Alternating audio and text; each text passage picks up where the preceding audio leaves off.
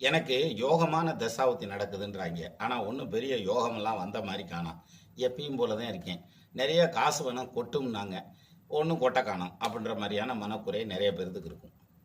Sir, உங்களுக்கு யோகாதிபதியினுடைய தசை நடக்குது. ஒரு எடுத்துக்காட்டாக லாபஸ்தானாதிபதி தசை நடத்துகிறார், 11க்கு அதிபதினு வச்சுக்கோங்க.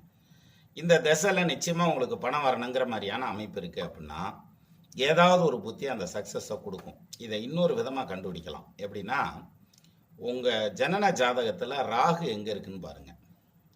அந்த ராகு மேலே சூரியன் போகிறப்ப நிச்சயமாக ஏதாவது ஒரு விதத்தில் உங்களுக்கு பணம் வந்துடும்.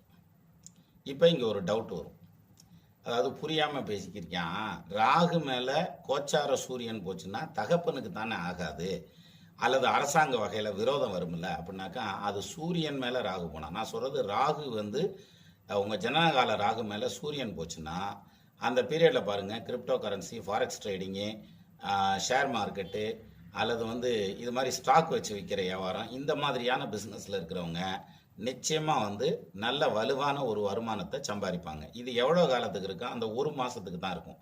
அந்த ஒரு மாதத்துக்குள்ளே அந்த அதிர்ஷ்டத்தை கண்ணில் பார்த்துடலாம்.